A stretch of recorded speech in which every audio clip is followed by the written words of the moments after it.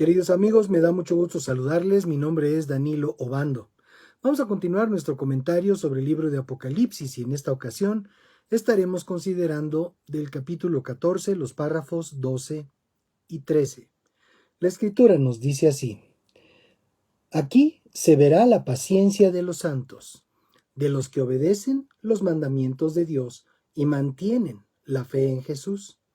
Entonces oí una voz que venía del cielo, la cual me decía: escribe, de aquí en adelante, bienaventurados sean los que mueren en el Señor. Y el Espíritu dice: sí, porque así descansarán de sus trabajos, pues sus obras los acompañan.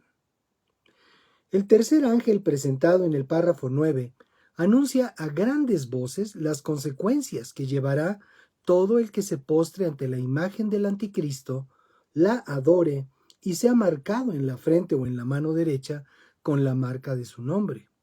Beberá de la copa de la ira de Dios, será atormentado con fuego y azufre por los siglos de los siglos, y no tendrá reposo ni de noche ni de día. Y a este anuncio, este tercer ángel añade este señalamiento: aquí se verá la paciencia de los santos, de los que obedecen los mandamientos de Dios y mantienen la fe en Jesús.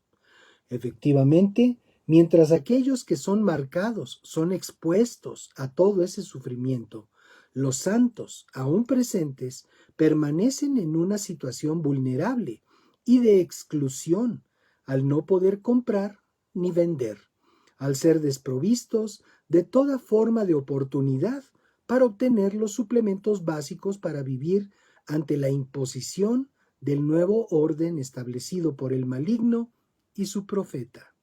Por eso es que se exalta su paciencia, esa virtud que solo poseen quienes pueden descansar por su fe en una feliz certeza de aquello que les ha sido prometido y que constituye una esperanza viva en su corazón. Aquí también es descrita su condición de santidad, al decir de ellos que son quienes obedecen los mandamientos de Dios y mantienen la fe en Jesús. Obedecer y creer son las cualidades fundamentales en la vida de los santos. Juan da testimonio de las palabras de Jesús en el capítulo 14, versos 23 y 24 de su versión del Evangelio. Jesús les respondió: el que me ama, obedecerá mi palabra, y mi Padre lo amará, y vendremos a él, y con él nos quedaremos a vivir. El que no me ama, no obedece mis palabras, y la palabra que han oído no es mía, sino del Padre que me envió.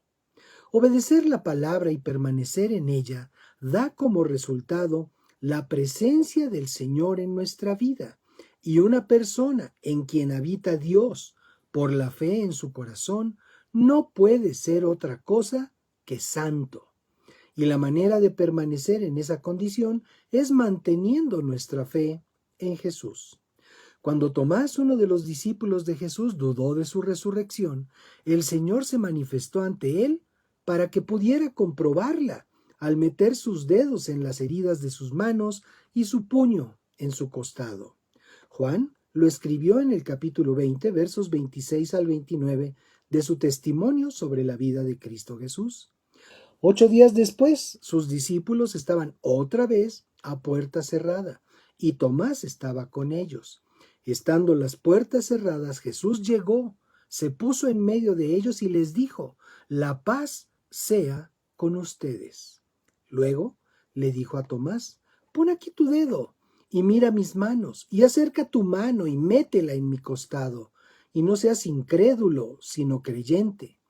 Entonces Tomás respondió y le dijo: Señor mío y Dios mío. Jesús le dijo: Tomás, has creído porque me has visto. Bienaventurados los que no vieron y creyeron.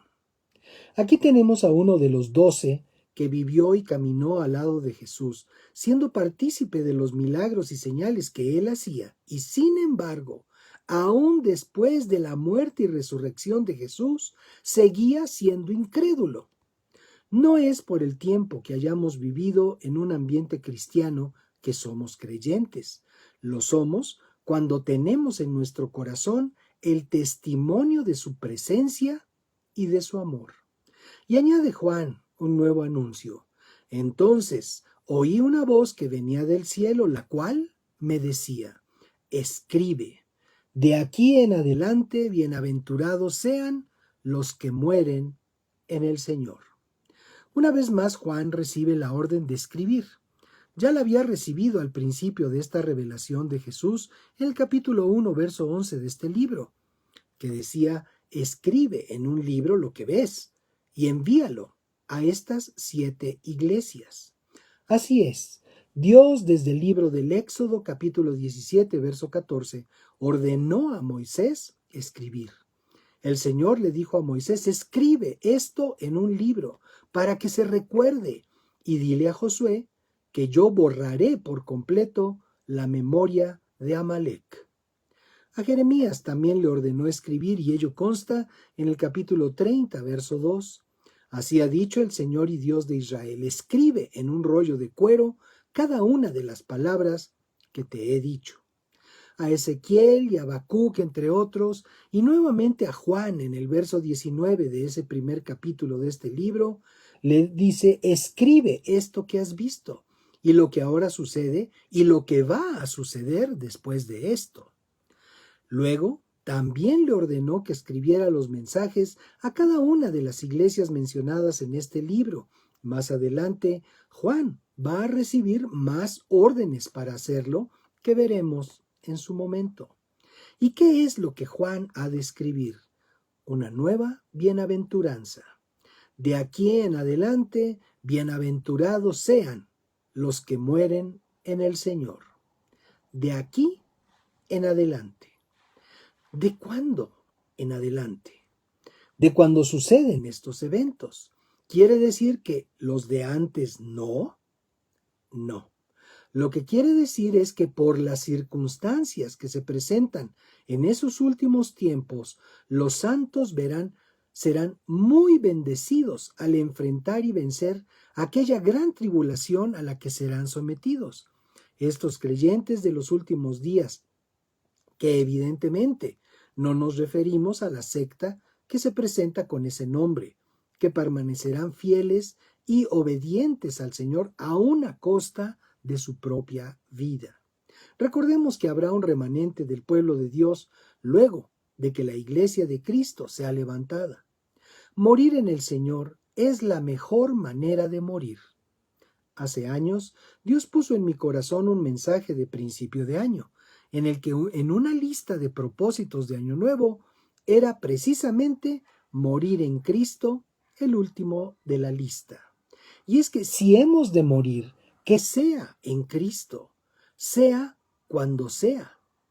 Pablo escribió esto a los Filipenses en el capítulo 1, verso 21, porque para mí el vivir es Cristo y el morir es ganancia. Ciertamente es ganancia si hemos entregado nuestra vida al Señor y hemos vivido por su palabra. Pero si no, entonces no habrá ni bienaventuranza ni ganancia. Y concluye el anuncio de esta voz celestial haciendo una aclaración muy pertinente. Y el Espíritu dice: sí, porque así descansarán de sus trabajos, pues sus obras los acompañan. Lo que para muchos es ignorado, no lo es para el Señor, y toda obra de los fieles será recordada en los cielos, porque así lo declara este párrafo. Sus obras los acompañan. En algún momento de mi vida luché por conservar muchas de las evidencias de mi trabajo para el Señor, con la mentalidad de que si las conservaba, podrían ser valoradas, apreciadas y posiblemente aprovechadas por nuevas generaciones de creyentes. Pero eso solo fue una treta que utilizó el enemigo para mantenerme aferrado a lo que fue en el tiempo que llegué a considerar mi tiempo más productivo para la obra del Señor. Así que no nos preocupemos por guardar. Si algo ha valido la pena de nuestras obras, habrán de seguirnos hasta la presencia de nuestro Dios, y de seguro no será en un archivo digital, mucho menos en papel y tinta. Descansar de nuestras obras debe ser un capítulo glorioso de nuestra existencia. Así que no lo esquivemos y cuando llegue, sea bienvenido, porque así lo estableció nuestro Dios y Señor. Bendiciones y paz. Nos vemos en la siguiente.